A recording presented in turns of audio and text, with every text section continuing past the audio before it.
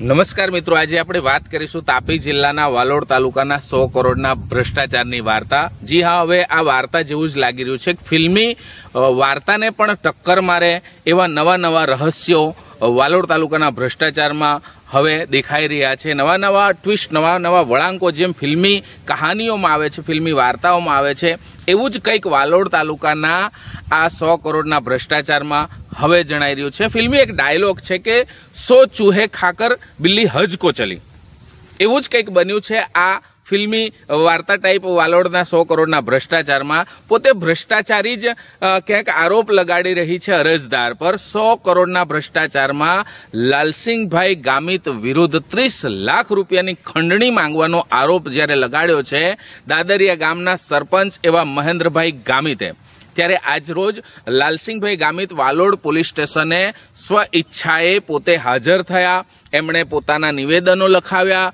અને જે પણ કંઈક જવાબ આપ્યા એ આપણે પ્રેસ કોન્ફરન્સ દ્વારા ચોક્કસથી સાંભળીશું જ। પણ વાલોડ તાલુકાના ભ્રષ્ટાચારમાં નવા નવા રહસ્યો ખુલતા જાય છે। ચોક્કસથી ભ્રષ્ટાચાર થયો છે ને થયો છે। જીજે દેશી ન્યૂઝના માધ્યમથી અડગ રીતે આ વાત પર અમે ભાર મૂકીએ છીએ કે ભ્રષ્ટાચાર ચોક્કસથી થયો છે। જો ભ્રષ્ટાચાર ન થયો હોત તો તલાટીઓની બદલી કે પછી તાલુકા વિકાસ અધિકારીશ્રીઓની બદલી ન થઈ હોત અને આજે એક નહીં, બે નહીં, પણ પૂરેપૂરા 3 તલાટી સસ્પેન્ડ થયા છે।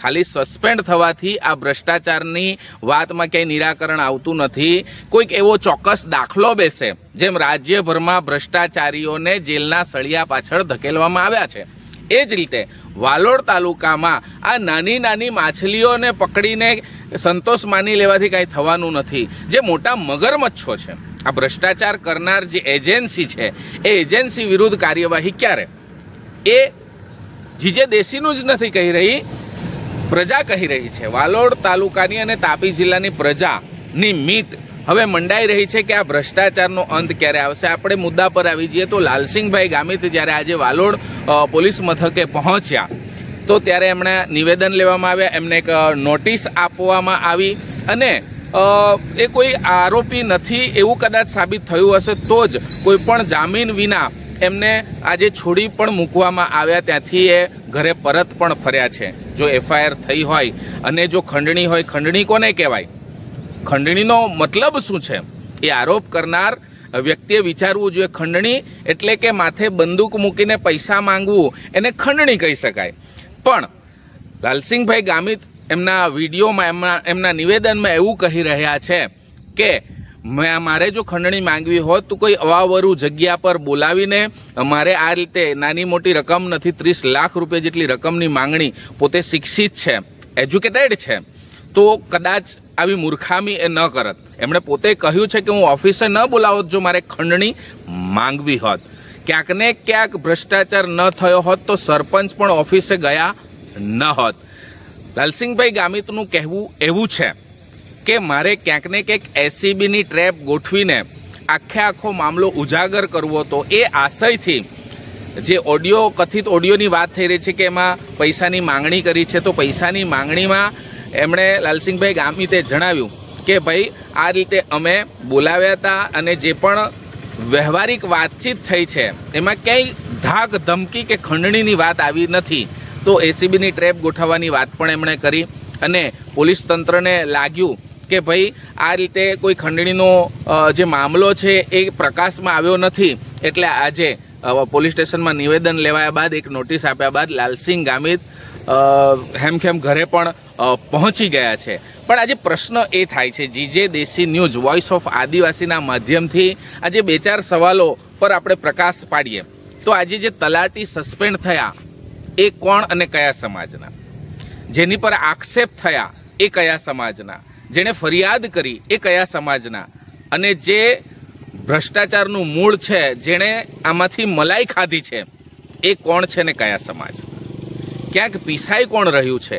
કહેવાય છે કે 2 બિલાડીના ઝઘડામાં ક્યાંક વાંદરો દહીથરું ખાઈ ગયો હોય એવું આખી ઘટનામાં જણાઈ રહ્યું છે। હજી તો આ ઘટના કેટલા દિવસ ચાલે છે, કેટલા દિવસ આ મુદ્દાઓ ચાલે છે અને ખરેખર દાખલા સ્વરૂપ વાલોડ તાલુકાના ભ્રષ્ટાચારમાં જે પણ મુખ્ય આરોપીઓ છે, જેણે ખરેખર 100 કરોડ જેટલો ભ્રષ્ટાચાર કર્યો છે અને એક કામ બેવડાયા નથી, 3 જગ્યાએથી પૈસા ઉપાડી લેવાના જે કૃત્યો કર્યા છે, એ એજન્સીઓ બ્લેકલિસ્ટ થાય છે કે કેમ, એ જેલના સળિયા પાછળ જાય છે કે કેમ, કે પછી આક્ષેપ પ્રતિ આક્ષેપ બદલીઓ, આ બધું કરીને જ મામલો ક્યાંક ને ક્યાંક દબાવી દેવાની કોશિશ થશે, એ હવે આગામી સમય જ બતાવશે.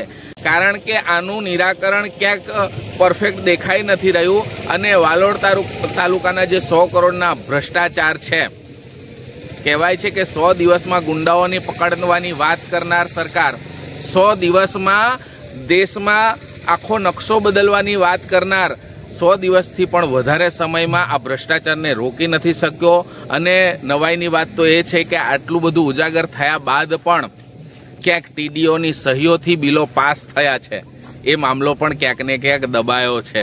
જોઈએ આગામી દિવસોમાં આ ભ્રષ્ટાચારની વાત ક્યાં પહોંચે છે અને આ ભ્રષ્ટાચાર ખરેખર સમાપ્ત થવાની દિશામાં જઈ રહ્યો છે કે ખાલી સસ્પેન્ડ કરી દેવાથી, થોડાક દિવસ નોકરી પરથી બરતરફ કરી દેવાથી આ તલાટીઓ પાછા બીજી જગ્યાએ નોકરી લાગીને પાછા ભ્રષ્ટાચાર ન કરે, એ કેવી રીતે માની લેવું? મળીએ આવતા એપિસોડમાં. બ્યુરો ચીફ નરેશ માળી, જીજે દેશી ન્યૂઝ, તાપી. લાલસિંહ ગામિત સામાજિક કાર્યકર્તા તરીકે જે ભ્રષ્ટાચાર વાલોડ તાલુકામાં જે ઉડીને બધાની આંખે ચોંટી ગયો છે, ધૂંધળું થઈ ગયું છે, એને ઉજાગર કરવાનું જે કામ કરેલું અને ભ્રષ્ટાચાર ઉજાગર કરનાર સામે જે ફરિયાદ થઈ છે, એ ફરિયાદના સ્વરૂપે આજે વાલોડ પોલીસ સ્ટેશનમાંથી હાજર થવા માટે, જવાબ લેવા માટે બોલાવેલા. તો અમે લોકો આ સાથી મિત્રો સાથે જવાબ વાલોડ પોલીસ સ્ટેશનમાં આપવા માટે આવ્યા છે. આની અંદર એક આક્ષેપ એવો છે કે તમે 30 લાખ રૂપિયાની માંગણી કરી. અમારો સહજ વિડીયો છે. કોઈ પણ દિવસ એ ઓડિયો ધારો કે તમે સાંભળો, કોઈ પણ વ્યક્તિ સાંભળશે, તેમાં ધાક ધમકી કે તું આમ કરશે તો આમ થશે, આમ નહીં કરે તો આમ થશે, એવો કોઈ પણ પ્રકારની વાતચીત અમારી થઈ નથી. હું એકદમ સભાન છું, મને ખબર છે, હું ભણેલો વ્યક્તિ છું. અમને ખબર હતી કે આ લોકો આજ કાવા દાવા કરશે એટલે. અને ભ્રષ્ટાચાર જે છે, સરકારી નાણાંની ઉચાપત કરવાનો જે ગુનો બને છે, એ ગુનો બિન સમાધાન પાત્ર છે. જે ભ્રષ્ટાચાર કરે છે એના પર અને જે ઉજાગર કરે છે એ કોઈ દિવસ સમાધાન નહીં કરી શકે, બિન સમાધાન પાત્ર ગુનો, એ અમને પહેલેથી ખબર છે. અને વારંવાર સતત જે દિવસથી આ ભ્રષ્ટાચાર ઉજાગર છેલ્લા 6 મહિનાથી ઉજાગર કરવાની જયારે વાત હતી, તો સતત આ લોકો અમને કોન્ટેક્ટ કરીને હેરાન પરેશાન કરતા હતા. એટલે પછી અમે લોકોએ જે બંધાત્રી અને દાદરિયા અને પંચોના સભ્યોએ નક્કી કર્યું કે આ લોકો આવે ઓફર તો આપણે ઓફર સ્વીકારવાની વાત કરવાની અને જ્યારે લઈને આવે ત્યારે એસએબી પાસે પકડાવાની, આ અમારું પ્લાનિંગ હતું. અગાઉ પણ 9 લાખ રૂપિયા તમને આપવામાં આવ્યા છે તેવી વાત કરવામાં. હા, તો એ લોકો પાસે કોઈ સાબિતી હોય તો જાહેર મીડિયા છે અથવા તો કોઈ પણ છે સબૂત છે, એમની પાસે મૂકવામાં આવે. અમે ક્યાં ના પાડીએ છીએ, અમે ખુલ્લા છે. અને ધારો કે અમારે કોઈ આવી કોઈ માંગણી જ હોય અથવા લેવાના જ હોય તો અમે ઓફિસ પર શું કરવા બોલાવીએ? કોઈ અવાવરું જગ્યાએ બોલાવીએ ને, કે જે અમને નુકસાન નહીં થાય એવી જગ્યાએ બોલાવીએ. અમે લોકો શું કરવા એ લોકોને ત્યાં ઓફિસમાં બોલાવી, ખુલ્લામાં બોલાવીએ? અમારું આ એક પ્રકારનું પ્લાનિંગ હતું કે આ લોકોને ધારો કે પૈસા આપણને આપે તો અમારે ભ્રષ્ટાચાર, કેમ કે અમને પાકી ખબર હતી 4 તાલુકા વિકાસ અધિકારીઓની બદલી થઈ ગઈ, એટલે અમને ખબર હતી કે આ લોકો રાજકીય વગ વાપરીને કે ગમે તે પૈસાના જોરે પણ આ લોકો ભ્રષ્ટાચારને દબાવવાનો પ્રયત્ન કરશે. એક વખત ધારો કે આ લાંચ રૂશ્વતમાં એસએબી પાસે આ લોકો પકડાય તો એકદમ સ્પષ્ટ સાબિત થઈ જાય કે આ ભ્રષ્ટાચારમાં સંડોવાયેલા લોકો છે. એટલા માટે અમે લોકોએ આ કાવતરું કરેલું હતું એ લોકોને પકડાવવા માટેનું. અત્યાર સુધીમાં સરકારશ્રી દ્વારા તમારી અરજીઓને ધ્યાને લઈને શું કાર્યવાહી કરવામાં આવી છે? અત્યારે 3 તલાટીઓને સસ્પેન્ડ કરવામાં આવેલા છે. બંને સરપંચો, અંધાત્રી અને દાદરિયાના સરપંચોને 2 નોટિસ આપવામાં આવી છે કે તમને કેમ સસ્પેન્ડ કરવામાં નહીં આવે અથવા નાણાં તમારે કેમ ભરપાઈ નહીં કરવામાં આવે, એના માટેની નોટિસ આપવામાં આવી છે. અને 8 તારીખ સુધીમાં જો એ લોકો યોગ્ય જવાબ નહીં આપે સંતોષકારક, તો 8 તારીખ પછી બંને સરપંચો, બંને ગામના સરપંચો પણ સસ્પેન્ડ થશે. અંદર લેવામાં આવેલું. તો આ પંચનો બહોળો વિસ્તાર ક્યાં સુધીમાં? આદિવાસી પંચ એ કોઈ સંગઠન નથી. આદિવાસી પંચ એ આદિવાસી રૂઢિ પરંપરાનો એક ભાગ છે, ન્યાયિક પ્રણાલી છે. જેમ કે બધાને જ ખબર છે કે કોઈ પોલીસ વાળા બી ધારો કે કોઈ બનાવ બને તો પંચનામું કરવાની વાત છે. તો પંચો રૂબરૂ જ્યારે પણ કામ થતું હોય તો એ પંચો રૂબરૂ કામ થાય તો પંચોની સાહિતી થાય તો સુપ્રીમ કોર્ટ બી માને છે કે ના આ બરાબર છે. અને મોટા ભાગના જે બી કેસો અદાલતમાં જાય છે તે જજ પણ એવું કહે છે કે તમે પંચો રૂબરૂ આની પતાવટ કરો. એટલે પંચ કોઈ સંગઠન નથી. પંચ એક આદિવાસી જીવન પ્રણાલીની વ્યવહારુ વ્યવસ્થા છે. એ વ્યવસ્થાને સાથે અમે લોકો જોડાયેલા છે, નથી કે કોઈ સંગઠન લઈને બેઠા છે. અમે લોકો આ નામ આપવાનું મૂળ કારણ એ છે કે લોકોના મગજમાં આવે કે આપણી આવી કોઈ વ્યવસ્થા હતી આદિવાસીને, એટલા માટે નામ આપેલું. પણ કોઈ પંચ એ સંગઠન નથી.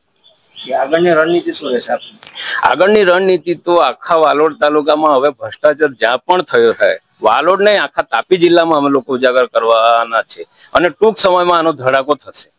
કેમ કે હવે કોઈ પણ ભ્રષ્ટાચારીઓને છોડવાના નથી. આ ભ્રષ્ટાચારીઓ ઉપર છાપરે ચડીને પોકારે છે અને એવું પોતે સાબિત કરવા માંગે છે કે અમે ભ્રષ્ટાચાર નથી કર્યો. જો ભ્રષ્ટાચાર ન કર્યો હોય તો ત્રણ તલાટી કેવી રીતે સસ્પેન્ડ થયા છે, 2 નોટિસ સરપંચોને કેવી રીતે મળી છે, તો એ આપણે જોવાનું રહ્યું. અને આમાં મને એવું લાગે છે કે ભાજપના મળતિયાઓ જ, હું તો સ્પષ્ટ કહું છું કે ભાજપના મળતિયાઓ મળીને જ આ બધું કાવા દાવા કરી રહેલા છે. પણ આવો ભ્રષ્ટાચાર થાય કેવી રીતે? એટલે જે પદાધિકારીઓ છે, સત્તાધિકારીઓ છે, એના મેળા પીપળામાં જ આ બધું થયું છે એવું ચોક્કસપણે દેખાઈ રહ્યું છે. અગાઉના ઇન્ટરવ્યુમાં આપે જણાવ્યું છે, જે વિડીયો આપ દ્વારા વાયરલ કરવામાં આવ્યો હતો, એ વિડીયોની અંદર આપે જણાવ્યું છે કેટલાક પાર્ટીના નેતાઓ કે પદાધિકારીઓ કે સત્તાધીશો દ્વારા પણ દબાણ કરવામાં આવ્યું. સતત આ ભ્રષ્ટાચાર ઉજાગર થયો છે તે સમયથી સતત ભાજપના ચૂંટાયેલા પ્રતિનિધિઓ સતત કોન્ટેક્ટ કરતા હતા કે તમે આમ નહીં કરો, તમે આમ કરો, તમે બેસી જાઓ. અમારો આ ઇન્ટેન્સ હતો જ નહીં શરૂઆતથી જ.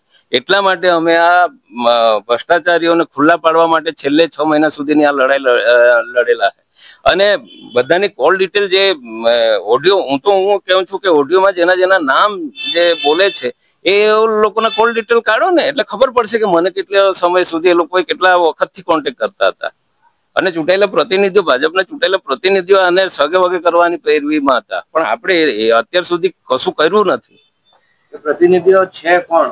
ભાજપના ચૂંટાયેલા પ્રતિનિધિઓ કહું છું ને, એ તો તપાસનો વિષય છે. જ્યારે તપાસ ચાલશે તે વખતે કહેશે, આ લોકો નામ નીકળશે અને ફરિયાદી જ કહેશે ને કે કોણ હતા, કોણે મોકલેલા. એમ એજન્સીઓ કહેશે કે અમે આ લોકોને નામ કરવા માટે. અને ગેલેક્સી અને રોયલ એજન્સીની જે મિલીભગતથી આ જે થયું છે, તો એ રોયલ અને ગેલેક્સીની મિલીભગત ખુલ્લી પડશે ત્યારે ખબર પડશે કે કોણ હતું ને કોણ નહોતું.